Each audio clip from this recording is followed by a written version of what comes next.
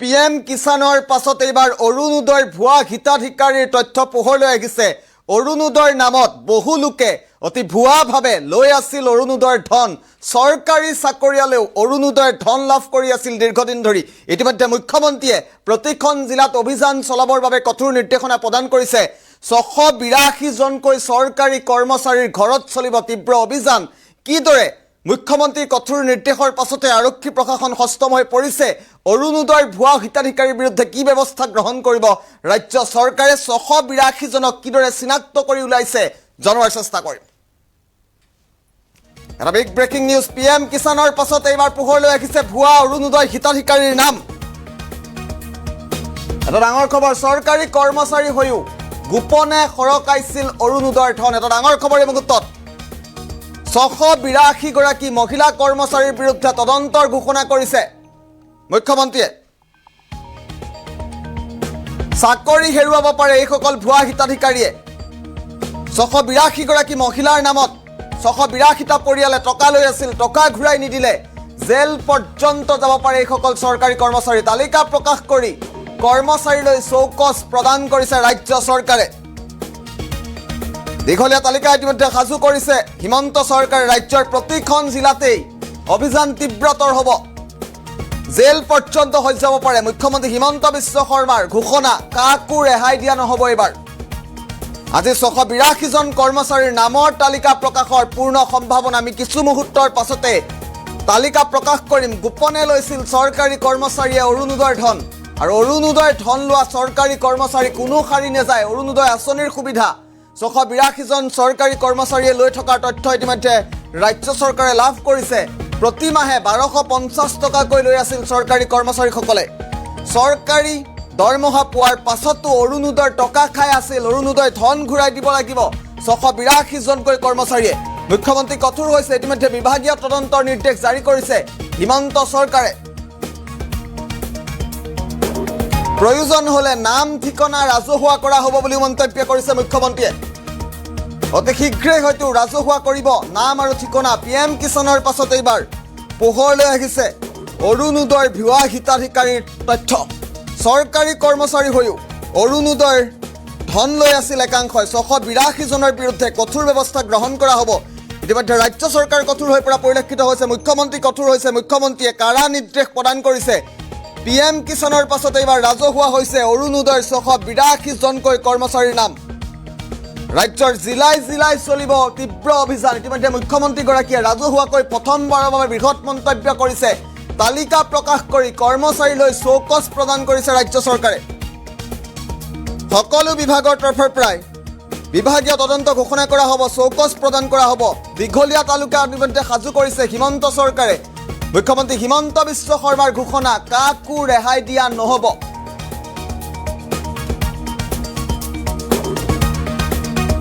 আৰু মুখ্যমন্ত্ৰীৰ মন্তব্য আছে। আমি পোনে পোনে মুখ্যমন্ত্ৰীৰ এক্সক্লুচিভ মন্তব্য শুনোৱাৰ চেষ্টা কৰিম। এই অৰুণোদয় আঁচনিখন হ'ল দুখীয়া মানুহৰ কাৰণে কৰা আঁচনি। আমাৰ চৰকাৰৰ দৃষ্টিগোচৰ হ'ল যে 682 জন চৰকাৰী কৰ্মচাৰীয়ে অৰুণোদয় আঁচনিৰ ধন আজিলৈকে লৈ আছে। যেতিয়া তেওঁলোকৰ একাউণ্টবিলাক আমি বেংকৰ লগত মেটচ কৰিছিলোঁ, তেতিয়া আজি ধৰাত পৰিলে বা আমি গম পালোঁ যে 682 জন চৰকাৰী কৰ্মচাৰী, যি ৰেগুলাৰ কণ্ট্ৰেকচুৱেল নহয়, যি নিয়মীয়া চৰকাৰী কৰ্মচাৰীয়ে অৰুণোদয় আঁচনিৰ ধন ইমান দিনে লৈ আছিল। আজি আমি গোটেই কেইজন এই কৰ্মচাৰীৰ বিৰুদ্ধে ডিপাৰ্টমেণ্টেল প্ৰচিডিং ড্ৰ কৰাৰ বাবে সিদ্ধান্ত লৈছোঁ, আৰু আমি এই কৰ্মচাৰীসকলৰ বিৰুদ্ধে কঠোৰ অনুশাসনমূলক ব্যৱস্থা গ্ৰহণ কৰিম। 682 জন আমাৰ ওচৰত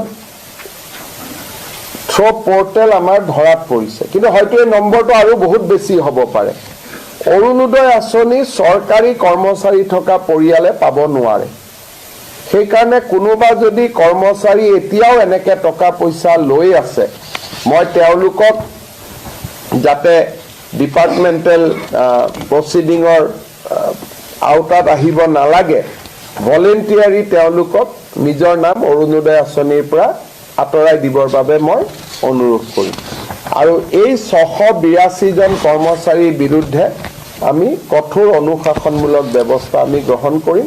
আমি চৌকছ কৰিবৰ কাৰণে ডিপাৰ্টমেণ্টক অৰ্ডাৰ দিছোঁ। আৰু যদি আপোনালোক কোনোবাই ডিটেইল বিচাৰে এই 682 জনৰ নাম ঠিকনানো কি যদি জানিব খোজে আমি নাম ঠিকনাখিনিও গুৱাহাটীত আমি ৰিলিজ কৰি দিব পাৰিম। বা কালি আমাৰ মন্ত্ৰী জয়ন্ত মল্ল বৰুৱা বিমল বৰাৰ পৰা আপোনালোকে অহাকালি লৈ ল'ব পাৰিব যদি আপোনালোকে বিচাৰে। তো আজিকালি টেকন'লজিৰ কাৰণে ল'লেও বহুত দেৰি ল'ব নোৱাৰে।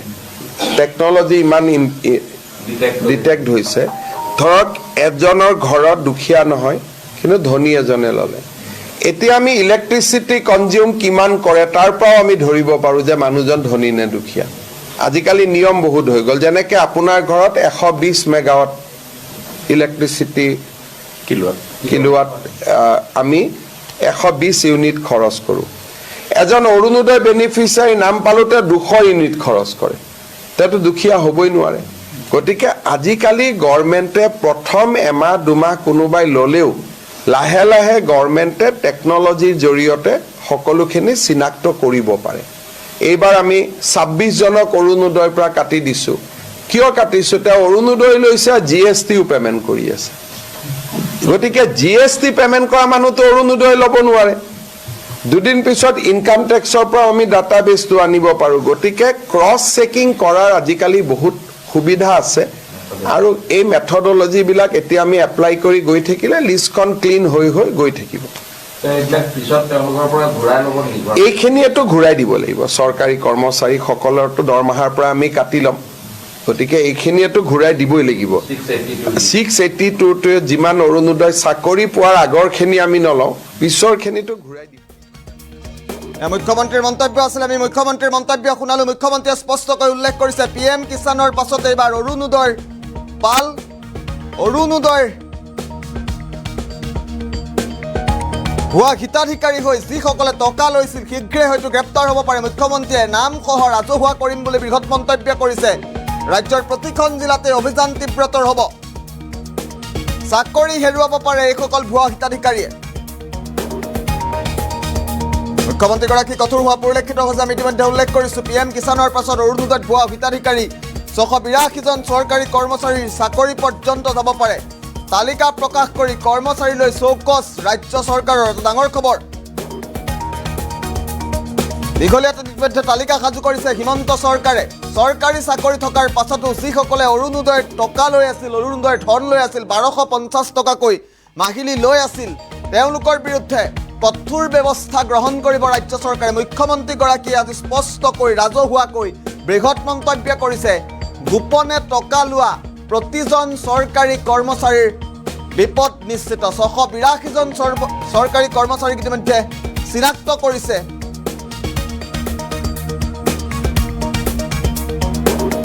আৰু আপোনাৰ অঞ্চলতো চৰকাৰী চাকৰি কৰাৰ পাছতো যদি কোনোৱে অৰুণোদয় আঁচনিৰ ধন লাভ কৰি আছে, ইতিমধ্যে আপুনি অভিযোগ দাখিল কৰিব পাৰে।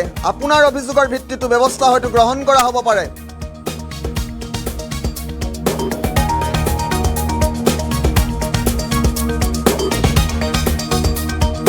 আৰু মুখ্যমন্ত্ৰীৰ মন্তব্য আছে সমগ্ৰ বিষয় সন্দৰ্ভত আমি পুনৰবাৰ মুখ্যমন্ত্ৰীৰ মন্তব্য আগবঢ়াইছোঁ।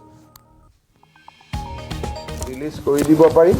এই অৰুণোদয় আঁচনিখন হ'ল দুখীয়া মানুহৰ কাৰণে কৰা আঁচনি। আমাৰ চৰকাৰৰ দৃষ্টিগোচৰ হ'ল যে 682 জন চৰকাৰী কৰ্মচাৰীয়ে অৰুণোদয় আঁচনিৰ ধন আজিলৈকে লৈ আছে। যেতিয়া তেওঁলোকৰ একাউণ্টবিলাক আমি বেংকৰ লগত মেটচ কৰিছিলোঁ, তেতিয়া আজি ধৰাত পৰিলে বা আমি গম পালোঁ যে 682 জন চৰকাৰী কৰ্মচাৰী যি ৰেগুলাৰ কণ্ট্ৰেকচুৱেল নহয়, যি নিয়মীয়া চৰকাৰী কৰ্মচাৰীয়ে অৰুণোদয় আঁচনিৰ ধন ইমান দিনে লৈ আছিল। আজি আমি গোটেই কেইজন এই কৰ্মচাৰীৰ বিৰুদ্ধে ডিপাৰ্টমেণ্টেল প্ৰচিডিং ড্ৰ কৰাৰ বাবে সিদ্ধান্ত লৈছোঁ আৰু আমি এই কৰ্মচাৰীসকলৰ বিৰুদ্ধে কঠোৰ অনুশাসনমূলক ব্যৱস্থা গ্ৰহণ কৰিম। 682 জন আমাৰ ওচৰত থ্ৰ পৰ্টেল আমাৰ ধৰাত পৰিছে, কিন্তু হয়তো এই নম্বৰটো আৰু বহুত বেছি হ'ব পাৰে। অৰুণোদয় আঁচনি চৰকাৰী কৰ্মচাৰী থকা পৰিয়ালে পাব নোৱাৰে। সেইকাৰণে কোনোবা যদি কৰ্মচাৰী এতিয়াও এনেকৈ টকা পইচা লৈ আছে, মই তেওঁলোকক যাতে ডিপাৰ্টমেণ্টেল প্ৰচিডিঙৰ আওতাত আহিব নালাগে, ভলেণ্টিয়াৰী তেওঁলোকক নিজৰ নাম অৰুণোদয় আঁচনিৰ পৰা আঁতৰাই দিবৰ বাবে মই অনুৰোধ কৰিম। আৰু এই 682 জন কৰ্মচাৰীৰ বিৰুদ্ধে আমি কঠোৰ অনুশাসনমূলক ব্যৱস্থা আমি গ্ৰহণ কৰিম। আমি চৌকছ কৰিবৰ কাৰণে ডিপাৰ্টমেণ্টক অৰ্ডাৰ দিছোঁ।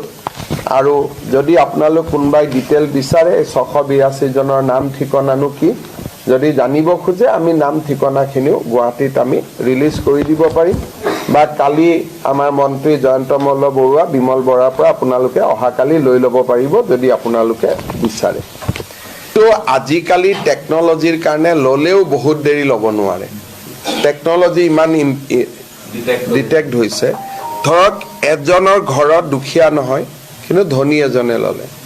এতিয়া আমি ইলেক্ট্ৰিচিটি কনজিউম কিমান কৰে তাৰ পৰাও আমি ধৰিব পাৰোঁ যে মানুহজন ধনী নে দুখীয়া। আজিকালি নিয়ম বহুত হৈ গ'ল, যেনেকৈ আপোনাৰ ঘৰত 120 মেগাৱাট ইলেক্ট্ৰিচিটি কিলোৱাট আমি 120 ইউনিট খৰচ কৰোঁ। এজন অৰুণোদয় বেনিফিচিয়াৰী নাম পালোতে 200 ইউনিট খৰচ কৰে, তেওঁতো দুখীয়া হ'বই নোৱাৰে। গতিকে আজিকালি গভৰ্ণমেণ্টে প্ৰথম এমাহ দুমাহ কোনোবাই ল'লেও লাহে লাহে গভৰ্ণমেণ্টে টেকন'লজিৰ জৰিয়তে সকলোখিনি চিনাক্ত কৰিব পাৰে। এইবাৰ আমি 26 জনক অৰুণোদয়ৰ পৰা কাটি দিছোঁ। কিয় কাটিছোঁ? তেওঁ অৰুণোদয় লৈছে, GSTও পে'মেণ্ট কৰি আছে। গতিকে GST পে'মেণ্ট কৰা মানুহটো অৰুণোদয় ল'ব নোৱাৰে। দুদিন পিছত ইনকাম টেক্সৰ পৰা আমি ডাটাবেছটো আনিব পাৰোঁ। গতিকে ক্ৰছ চেকিং কৰাৰ আজিকালি বহুত সুবিধা আছে, আৰু এই মেথডলজিবিলাক এতিয়া আমি এপ্লাই কৰি গৈ থাকিলে লিষ্টখন ক্লিন হৈ হৈ গৈ থাকিব। এইখিনিয়েতো ঘূৰাই দিব লাগিব। চৰকাৰী কৰ্মচাৰীসকলৰতো দৰমহাৰ পৰা আমি কাটি ল'ম, গতিকে এইখিনিয়েতো ঘূৰাই দিবই লাগিব। 682টোৱে যিমান অৰুণোদয় চাকৰি পোৱাৰ আগৰখিনি আমি নলওঁ, পিছৰখিনিতো ঘূৰাই দিবই লাগিব। এই অৰুণোদয় আঁচনিখন হ'ল দুখীয়া মানুহৰ কাৰণে কৰা আঁচনি।